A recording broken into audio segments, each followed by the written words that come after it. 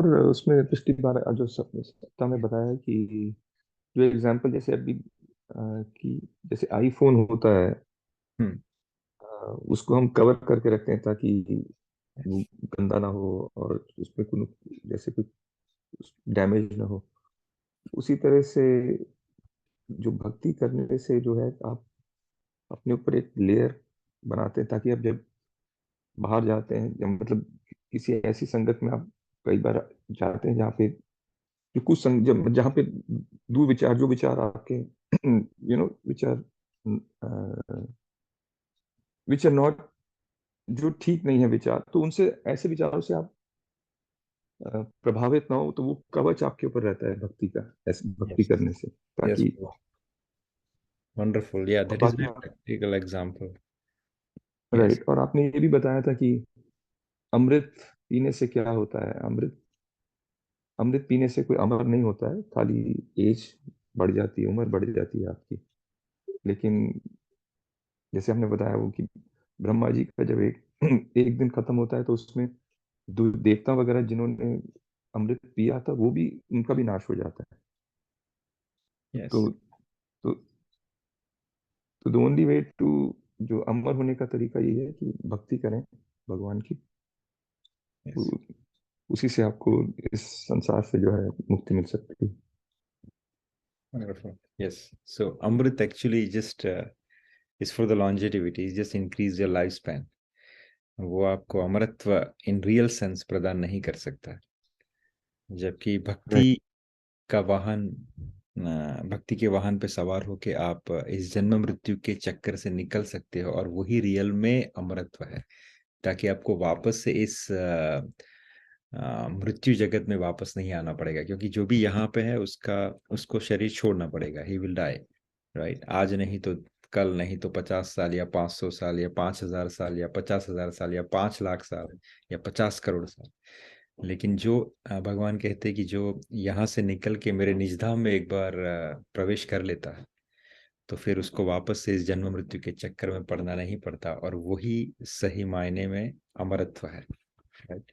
इसलिए भगवान कहते हैं कि जो इस अमर पथ का अनुसरण करते हैं, ये भक्ति का मार्ग कैसा है, अमर पथ है, राइट।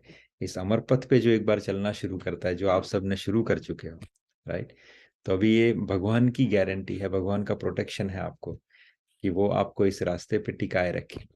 अगर कभी गलतीवश, हमारे प्रारब्धवश या हमारे संगतवश या किसी कारणों या पूर्व किसी कर्मवश अगर हम गिरना भी चाहे, तो Thakur ji won't allow you to fall down.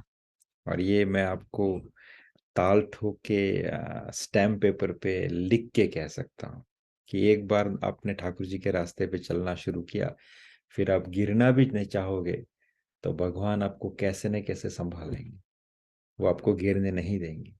ये बहुत ही एक्सपीरियंस किया हुआ स्टेटमेंट मैं आपको दे रहा हूँ कि इतना इतना प्रबल पथ है, ठाकुर जी का प्रोटेक्शन इतना स्ट्रांग है, ठाकुर जी का कैरिंग जो है वो इतना पावरफुल है। जैसे श्री राम जी ने माता सबरी से कहा था कि जेहि बालक राखे महतारी, करहु सदा ताकी रखवार। कि जैसे एक माता अपने बच्चे का रक्षण करती है, भरण पोषण करती है, संरक्षण करती है, वैसे ही मैं अपने उस भक्त का संरक्षण या भरण पोषण करता हूँ।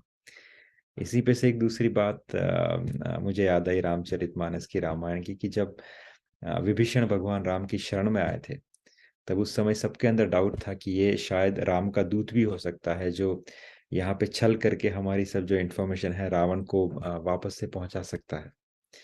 तो सबने अपोज किया, उसमें सुग्रीव जो थे वो सबसे टॉप पे थे। Sugriva doesn't want Vibhishana to be a part of the Ram's army. तो जैसे ही विभीषण अंदर आए, तो यहाँ पे सुग्रीव के मन में ये चल रहा था कि he should not be allowed, as per my knowledge he should not be allowed. यहाँ पे विभीषण जब एंटर कर रहे हैं भगवान के शिविर में, तो भगवान को देख के उसके अंदर बहुत बड़े बड़े ख्याल आ रहे हैं कि मैं इतना बड़ा पापी हूँ, मैंने निशाचरों का संग किया हुआ है, दानवों का संग किया है, मेरी ना तो चेतना अच्छी रही है, ना मेरा जो एसोसिएशन है वो अच्छा रहा है, ना मेरा खान पान अच्छा रहा है। तो ये सब होते हुए ठाकुर जी मुझे कैसे ग्रहण करेंगे, कैसे मेरा स्वीकार करेंगे। तो क्योंकि वो हनुमान जी के साथ आ रहे थे और समर्पण का भाव लेके आ रहे थे, तो जैसे ही उन्होंने समर्पण किया, तो भगवान की मुझे दोहे तो एग्जैक्ट याद नहीं है, बहुत सही लिखे हुए थे कि भगवान ने कहा कि मित्र, मैं जानता हूं कि तुम्हारे खान पान अच्छे नहीं रहे, तुम्हारा संग अच्छा नहीं रहा, तुम्हारी क्रियाएं अच्छी नहीं रही, क्योंकि जो कि तुम मेरे शरण में आ चुके हो, तो तुम्हें निर्भयता का मैं वर प्रदान करता हूँ। और इधर सुग्रीव के मन में ये सब चल रहा था कि इसको स्वीकार नहीं करना चाहिए। तो भगवान ने उस पर भी फुल स्टॉप लगाते हुए क्या किया कि लक्ष्मण, समुद्र का पानी ले आओ, मैं अभी इसका अभिषेक करके इसे लंकेश घोषित करता हूँ। जब ये भगवान ने अभिषेक करके उसे लंकेश घोषित किया, तो यहाँ पे सुग्रीव जो थे वो बहुत ज्यादा ऑफेंड हो गए। ये भगवान का संरक्षण देखिए कि सिर्फ एक बार ठाकुर जी की शरण प्राप्त करने की इच्छा से वो शिविर में आया, भगवान ने उसको कैसे ग्रहण कर लिया, कुछ नहीं देखा, कुछ दुर्गुण नहीं देखे, राइट। और यहाँ पे जब सुग्रीव के मन में ये, Sugriva was offended so badly when everyone left, Sugriva से रहा नहीं गया। तो बोले, प्रभु आपने ये कितना गलत कार्य किया, सोचिए आपने इसे लंकेश बना दिया। तो फिर सुग्रीव ने टॉन्ट दिया भगवान को, टोन थोड़ा सा टॉन्टिंग करते हुए कि चलिए कल उठ के रावण आ जाएगा तो आप क्या करोगे, उसे क्या दोगे फिर। तो भगवान ने कहा कि मैं उसे अयोध्या दे दूंगा। तो बोले, अयोध्या तो आपने भरत को दे रखी है, अगर कल ना जाके भरत ने कह दिया कि नहीं मुझे अयोध्या की राजगद्दी नहीं छोड़नी है, मुझे राज अपना मुझे किंग बने रहना है, तो भगवान ने कहा कोई नहीं, मैं उसे अपना वैकुंठ दे दूंगा। तो बोले, अगर उसे वैकुंठ दे दोगे तो आप क्या करोगे, तो बोले मैं इन तीनों की रक्षा करूंगा, right. So that is what it is.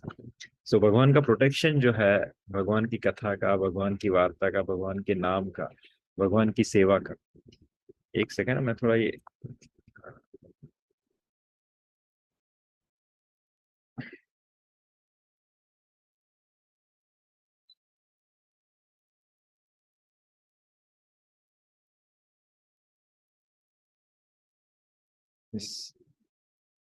सो ये बहुत इंपॉर्टेंट है। दूसरी बात, I was reading few days before, देखिए कितना कितना इफेक्टिव है भगवान का नाम। एक there was one criminal actually who has many of the murder on his head, और वो रहते कहाँ पे थे, ऋषिकेश में। Every day he was doing Ganga बात, तो भी उसकी जो चित्त था वो मलिन था। He was involved in to such kind of activities which he should not. क्यों नहीं था, गंगा के घाट पे रहते हुए भी, गंगा में स्नान करते हुए भी, क्योंकि उसके अंदर का जो पवित्रता थी वो उसको प्राप्त नहीं हो रही थी। ना तो वो भगवान की कथा का संग कर रहा था, ना भगवान के भक्तों का संग कर रहा था, ना भगवान के नाम का जप कर रहा था। जब तक ये रियल में गंगा, भगवान रूपी, भगवान के नाम रूपी जो गंगा है वो आपके अंदर नहीं जाएगी, तब तक आप अंदर से पवित्रता को महसूस नहीं करोगे। और वो जब पवित्रता नहीं होगी अंदर से, आपका चित्त पवित्र नहीं होगा, तो फिर आपको वो इफेक्ट बाहर नहीं दिखेगी। चाहे आप कितने भी तीर्थ स्थान कर लीजिए, चाहे भी आप कितने बड़े बड़े कथावाचक या sorry what ever you call the events attend कर लीजिए, बड़ी बड़ी सेवा, लेकिन जब तक ये कथा और नाम रूपी अमृत आपके अंदर नहीं जाएगा, तब तक आप अंदर से पवित्रता को प्राप्त नहीं करोगे, राइट। सो हम शुरू करते हैं अपना चैप्टर नंबर 13, विच इज प्रकृति, पुरुष और चेतना। ये थोड़ा सा वेरी एनालिटिकल बेस्ड चैप्टर है, इसमें बहुत ज़्यादा पृथक्करण किया गया है नॉलेज का। यहाँ पे अर्जुन एक बहुत टेक्निकल सवाल पूछते हैं भगवान से, श्लोक नंबर 1 में देखिए क्या पूछते हैं।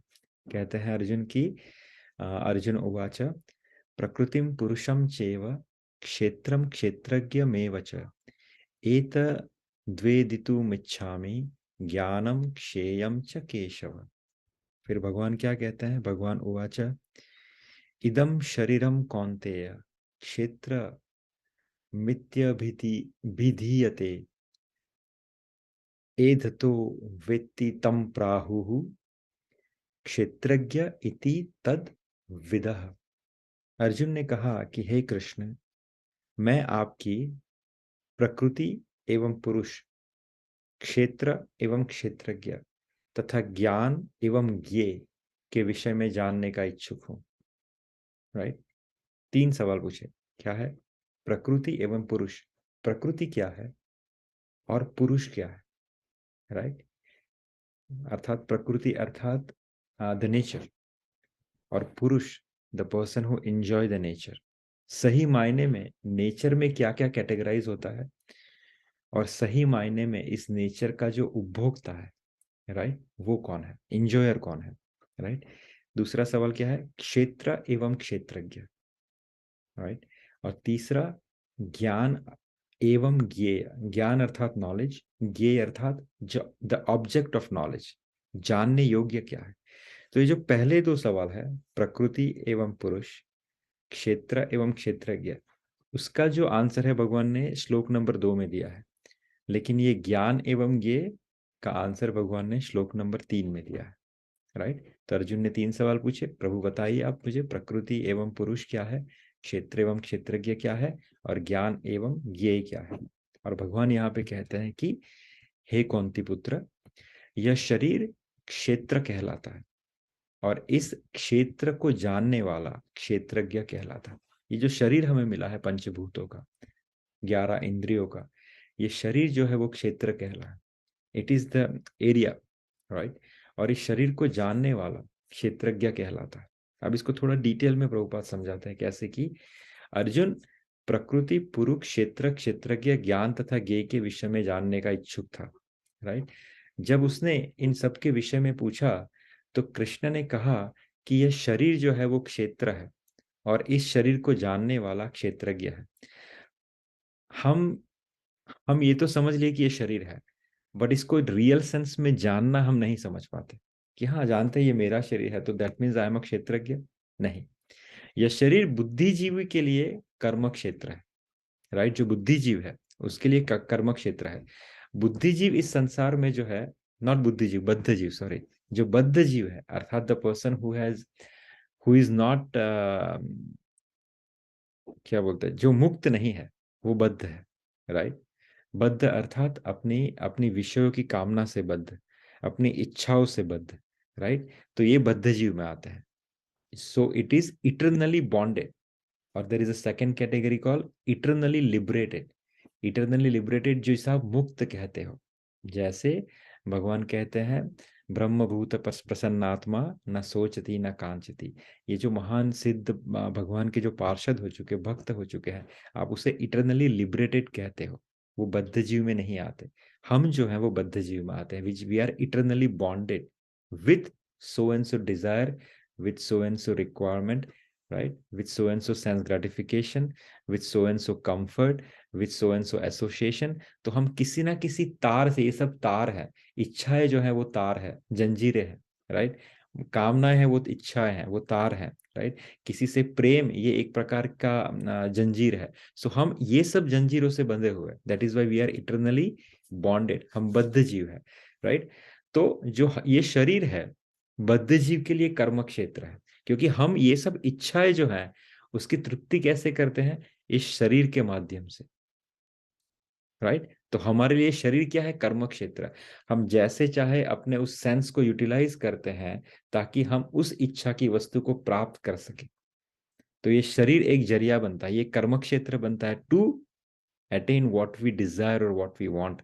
और हम उसको एक्सपीरियंस कैसे कहते हैं, अपने सेंसेस के माध्यम से। एक सिंपल सा एग्जांपल, अगर आपको साउथ इंडियन खाने का मन किया, डोसा इडली वड़ा सांभर, तो आप शरीर का ही उपयोग करोगे, वो प्रेप बनाओगे और एक मस्त डोसा इडली वड़ा सब बनाओगे, राइट। फिर हम उसी शरीर का उपयोग करेंगे, उसी 11 इंद्रियों में से एक इंद्रिया जो है वो जिह्वा, हम उसका उपयोग करके हम उस चीज को खाके एक ग्रेटिफिकेशन करते हैं, which is called sense gratification of the tongue, right. तो हम बद्ध जीव हैं, हमारी ये इच्छा है इडली वड़ा खाने की, हम इसी क्षेत्र का उपयोग करके, इसी शरीर का उपयोग करके उस चीज को बनाते हैं। चाहे वो कोई रेसिपी हो, चाहे वो कोई मैंशन हो, चाहे वो कोई फील्ड हो, चाहे वो कोई एक घर हो, एक गाड़ी हो, वॉट एवर इट इज, हम इसी शरीर का उपयोग करके उसे बनाते हैं, और फिर इसी इंद्रियों का उपयोग करके उसका उपभोग करते हैं, अर्थात उसको महसूस करते हैं, right. I hope you understand. So वापस से चलते प्रभुपाद के उस पे कि यह शरीर जो है वो बद्ध जीव के लिए कर्म क्षेत्र है। बद्ध जीव इस संसार में बंधा हुआ है, राइट। और वह भौतिक प्रकृति पर अपना प्रभुत्व प्राप्त करने का प्रयत्न करता है, right. He try to control, he try to achieve, and this is भौतिक प्रकृति अर्थात मटेरियल नेचर, राइट। इस प्रकार प्रकृति पर प्रभुत्व दिखाने की क्षमता के अनुसार उसे कर्म क्षेत्र प्रदान होता है। आप समझिए, इस प्रकार जैसी जैसी आपकी इच्छा है, जैसी जैसी आपकी मनोकामनाएं है, उसको प्राप्त करने की इच्छा के अनुसार आपको वो शरीर की प्राप्ति होती है। एक बहुत सही एग्जाम्पल, जैसा कर्म का एग्जाम्पल देते हैं आगे, राइट, कि तुम्हें अगर सड़ी हुई चीजें खाने में आनंद है, या तुम्हें गंदगी में रहना अच्छा लगता है, तो भगवान आपको क्या शरीर प्रदान करेंगे? आपको डुक्कर बना के भेजेंगे, पिग बना के भेजेंगे, राइट। क्योंकि आपकी प्रकृति क्या है? गंदगी में रहना, गंदी चीजें स्मेल करना, गंदी चीजों को खाना। आपको वो प्रकृति पे प्रभुत्व प्राप्त करना है, तो आपको उस हिसाब से कौन सा कर्म क्षेत्र प्राप्त होगा? एक पिग का शरीर प्राप्त होगा आपको, ताकि you can enjoy those things.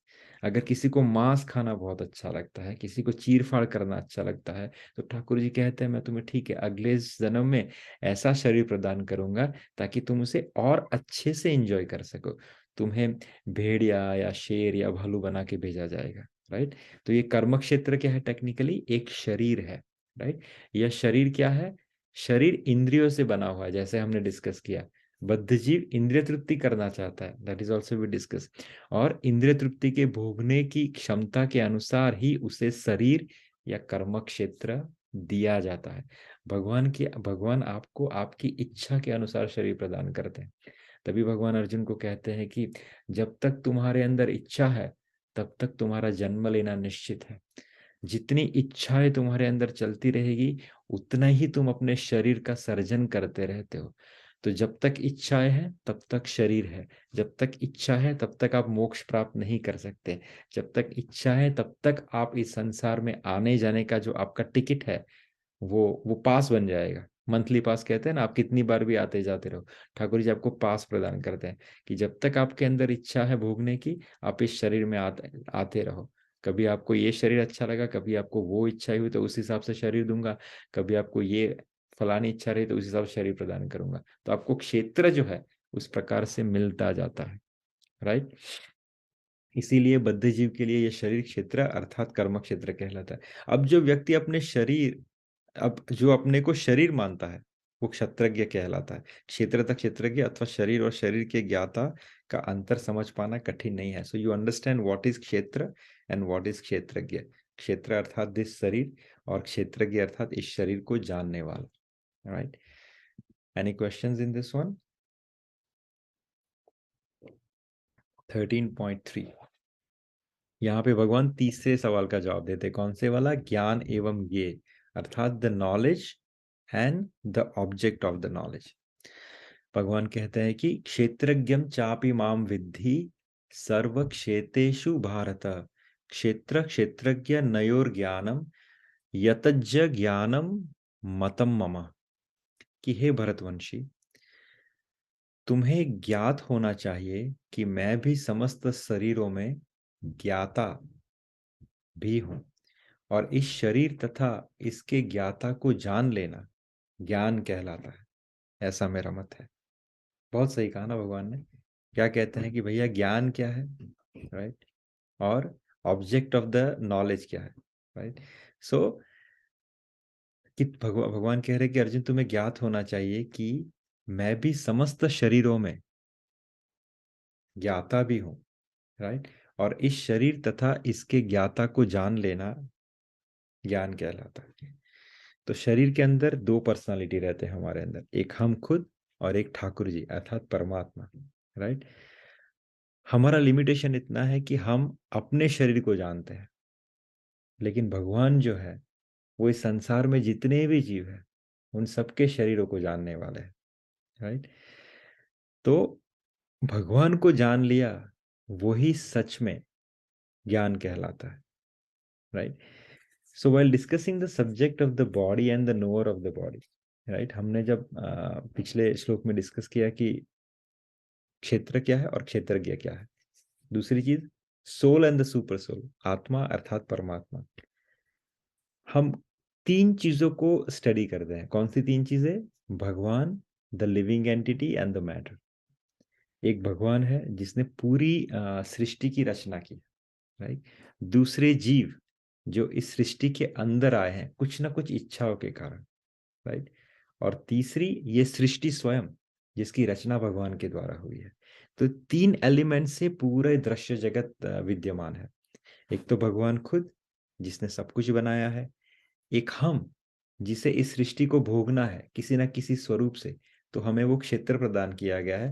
वो क्षेत्र अर्थात बॉडी को लेके हम इस संसार में आते हैं अपनी कोई ना कोई इच्छाओं को पूरी करने के लिए। और तीसरा ये संसार स्वयं, राइट, जिसे हम मैटर कहते हैं, अर्थात मटेरियल नेचर, राइट। तो in every field of activities, in every body there are two souls, जैसे the individual soul and the super soul, अर्थात हम खुद, हमारी आत्मा और भगवान की आत्मा। सो हर शरीर के अंदर दो चीजें हैं, एक हमारी आत्मा और एक भगवान की आत्मा। और भगवान कृष्ण कहते हैं कि I am also the knower, but I am not the individual owner of the body, I am the super knower, I am present in every body as a परमात्मा, which every one of you know that, right? भगवान कहते हैं कि I am also the knower, सिर्फ तेरे शरीर का नहीं, सभी जगत में जितने शरीर है उसके जानने वाला मैं हूँ, राइट। भगवान कहते हैं कि मैं प्रत्येक शरीर में कर्म क्षेत्र का ज्ञाता हूँ। व्यक्ति भले ही अपने शरीर का ज्ञाता हो, किंतु उसे अन्य शरीरों का ज्ञान नहीं होता। समस्त शरीरों में परमात्मा रूप में विद्यमान भगवान समस्त शरीरों के विषय में जानते हैं। वे जीवन की विविध योनियों में सभी शरीरों को जानने वाले हैं।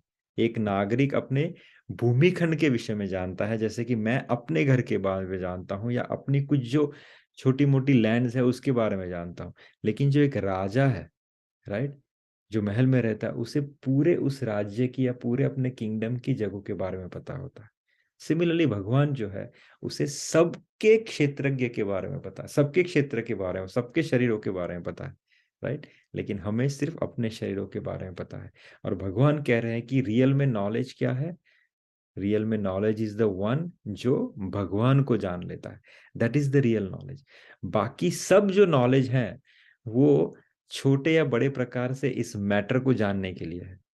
सिंपल एग्जांपल, आप पीएचडी करो, आप इंजीनियरिंग करो, आप डॉक्टरेट करो, राइट, आपका नॉलेज सीमित है क्योंकि आप उस इस दृश्य जगत में कुछ एक एलिमेंट्स को स्टडी करके अपनी उस डिग्री को प्राप्त किए हो, राइट। लेकिन रियल नॉलेज क्या है? What is the real object of the knowledge?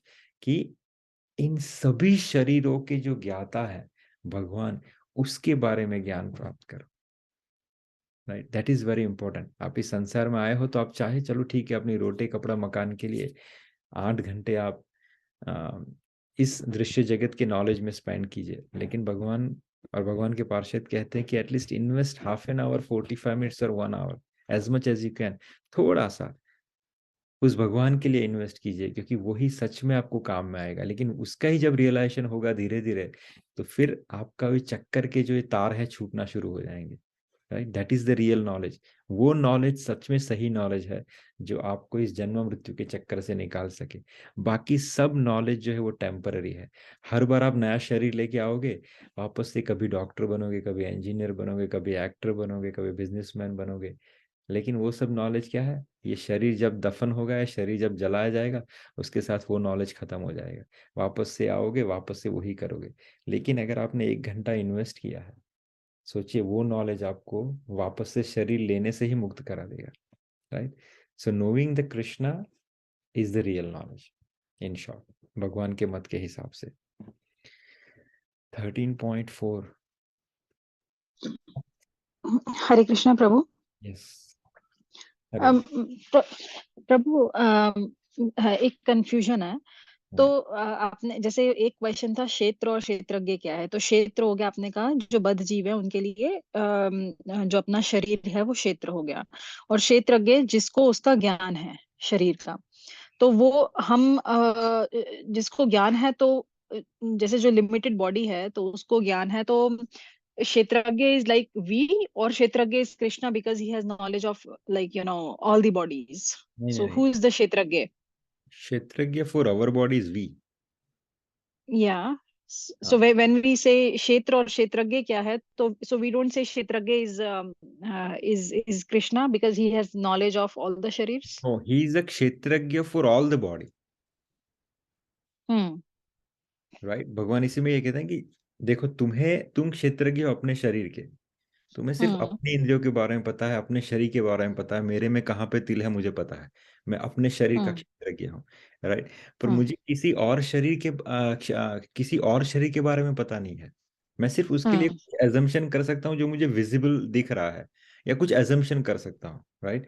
But भगवान हम्म जो है उसे सभी क्षेत्र के बारे में पता है। और भगवान हम्म कहते हैं उसको जानना, अर्थात भगवान हम्म को जानना is the real knowledge, because that is the real ज्ञे। जो तीसरा है ना, ज्ञान एवं ज्ञे, हम्म राइट। हम्म तो ज्ञे is what is the object of knowledge is, कि उस क्षेत्रज्ञ के बारे में जानना जो सभी क्षेत्र को जानता हो, okay. Right. So Krishna is not gay, but जो कृष्णा को जान ले वो गे है। हाँ, क्योंकि अर्जुन ने पूछा ना, कृष्णा इज अ नॉलेज, वहीं से शुरू होता है। सो कृष्णा को नॉलेज लेने की जरूरत नहीं, he is the knowledge hmm personification. पर अर्जुन यहाँ हम्म पे क्वेश्चन कर रहा है कि सच में नॉलेज क्या है और ऑब्जेक्ट ऑफ नॉलेज क्या है, राइट। हम्म अपन क्या है, नॉलेज ये है कि तुम ये मुझे जानो, राइट। और ऑब्जेक्ट ऑफ नॉलेज क्या है, वो भी मैं ही हूँ। कि तुम ये ओके समझ लो कि मैं क्षेत्रज्ञ हूँ सभी शरीरों का, और मुझे समझ लो ये सच में नॉलेज है, because I am the object of the knowledge, right. Okay. And प्रभु आपने कहा था कि जैसे क्षेत्र जो है लिबरेटेड, जो नॉट लिबरेटेड है, जो बद्ध जीव है उनके लिए कर्म क्षेत्र है, और जो लिबरेटेड है उनके लिए क्या है? जो जो आपने कहा था जो भगवान के पार्थ हैं, तो उनके लिए क्षेत्र क्या हुआ फिर? उनके लिए क्षेत्र, सो भगवान के जो पार्षद हैं वो actually they are hmm not limited to this body, they are using this body as a vehicle, right. Hmm they are not executing their desire through the body. They came here by the will of Krishna and they depart by the will of Krishna. उनको they are eternally liberated, वो इस दृश्य जगत के किसी भी rules में बंधे नहीं है। उनको आना है तब आते हैं, उनको जाना है तब जाते हैं। They just use this as a protocol, as a body to just come and execute some sort of task. Okay हम अपना शरीर का उपयोग अपनी इच्छाओं की पूर्ति के लिए करते हैं। वो अपने शरीर का उपयोग किसी दैवी क्या बोलते हैं, मंशा को एग्जीक्यूट करने के लिए करते हैं। हम्म और इसीलिए उनकी बॉडी जो है वो लिमिटेड नहीं रहती है। वो कुछ भी, हम देखिए कुछ भी चमत्कार हो गया, वो कुछ भी कर सकते हैं, वो आज यहाँ पे कल वहां पे चले जाएंगे। जबकि हम्म हम उस बॉडी के लिमिट में रहते हैं। वी आर बद्ध्य, ओके हमें सिर्फ उसका एंजॉयमेंट ही समझ में आता है। They are just utilizing that as a vehicle to execute whatever they want to do. Hmm okay bro, yeah thank you. कहाँ पे थे, 13.4। तत्क्षेत्रम यच्च यादुक्च यद विकारी यतश्च यत् सच यो यत् प्रभावस्य तत्समासेन में सुनो। कि अब तुम मुझसे यह सब संक्षेप में सुनो कि कर्म क्षेत्र क्या है, यह किस प्रकार बना है, इसमें क्या परिवर्तन होते हैं, यह कहाँ से उत्पन्न होता है, इस कर्म क्षेत्र को जानने वाला कौन है, और उसके क्या प्रभाव है, राइट। अलग अलग चीज भगवान अर्जुन को सामने से बता रहे हैं कि राइट, अब तुम मेरे से डिटेल में सुनो भैया कि कर्म क्षेत्र क्या है, ये किस प्रकार बना हुआ है, इसमें क्या क्या परिवर्तन होते हैं, यह कहाँ से उत्पन्न होता है, इस कर्म क्षेत्र को जानने वाला कौन है, और उसके क्या प्रभाव है। The Lord is describing the field of activities and the knower of the field of activities in their constitutional position, right? अलग अलग एक्टिविटीज को भगवान समझा रहे हैं, इन एक्टिविटीज को जानने वाले को समझा रहे हैं, और उनकी सनातन जो कॉन्स्टिट्यूशनल पोजीशन है वो क्या है, right. One has to know how this body is constituted, ये शरीर कैसे बना है, right. The material of which this body is made of, ये शरीर किस किस तत्वों से बना हुआ है, right. Under whose control this body is working, ये किसके कंट्रोल में ये शरीर चलता है। How is the change are taking place, हम जब जन्म लेते हैं फिर बड़े होते हैं, थोड़े और बड़े होते हैं, फिर बूढ़े होना शुरू होते हैं, फिर बूढ़े होते हैं। सो ये सब चेंजेस जो है, राइट, ये कैसे होते हैं, राइट।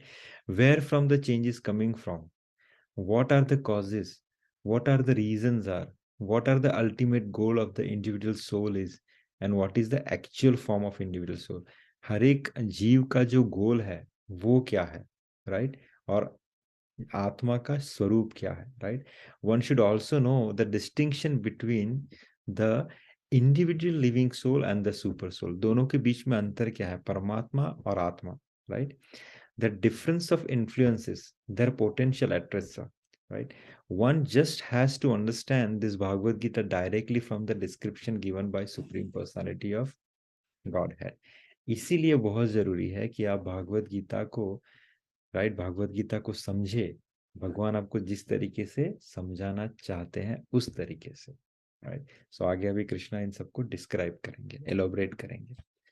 13.5 ऋषिभीर बहुधा गीतम छंदो भी वीर विरधे पृथक ब्रह्मसूत्र प्रदेश्चैव हेतु मर्दी विनश्चिते। भगवान कह रहे हैं कि ये जो डिटेल डिस्क्रिप्शन अर्जुन मैं तुम्हें भी बताने जाऊंगा, उसका रेफरेंस जो है कहाँ कहाँ पे दिया हुआ है, राइट? तो भगवान कह रहे हैं कि विभिन्न वैदिक ग्रंथों में विभिन्न ऋषियों के कार्यकलापों के क्षेत्र तथा उन कार्यकलापों के ज्ञाता के ज्ञान का वर्णन किया है। इसे विशेष रूप से वेदांत सूत्र में कार्य कारण के समस्त तर्क समेत प्रस्तुत किया गया है। यहाँ पे भगवान रेफरेंस दे रहे हैं कि भगवान ने ही ये ज्ञान कहाँ पे दिया है? वेदों में दिया हुआ है, राइट? सो वेदों में ये ज्ञान है, कहाँ पे रेफरेंस दिया हुआ है? तो विभिन्न ग्रंथों में विभिन्न ऋषि मुनियों ने अलग अलग चैप्टर्स में इसका जो है संकलन किया गया और इस ज्ञान का वर्णन किया गया है, लेकिन विशेष रूप से कहाँ पे किया गया है? वेदांत सूत्र में, राइट? वेदांत सूत्र में भी कार्य कारण के समस्त तर्क समेत प्रस्तुत किया गया है। सो भगवान जस्ट गिव अ रेफरेंस कि ये वेदांत सूत्र में कहाँ पे किया है। Now next time onwards from 13.6 we gonna discuss about this different kind of subject which is again क्या क्या है? हाँ, कर्म क्षेत्र क्या है, किस प्रकार बना है, इसमें क्या क्या परिवर्तन होते हैं, ये कहाँ से उत्पन्न होता है, और ये कर्म क्षेत्र को जानने वाला क्या है और उसके क्या क्या प्रभाव है, भगवान इसे आगे डिस्क्राइब करेंगे। दिस इज मोर एंड जैसे मैंने कहा कि ये बहुत नॉलेज ओरिएंटेड चैप्टर है। So yeah any questions further? We are stopping our today's session here.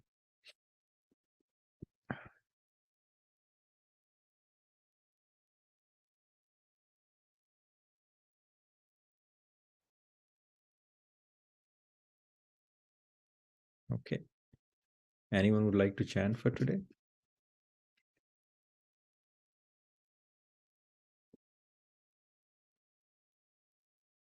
Okay, then we'll stop. वाञ्छाकल्पतरुभ्यश्च कृपा सिन्धुभ्य एव च पतितानां पावनेभ्यो वैष्णव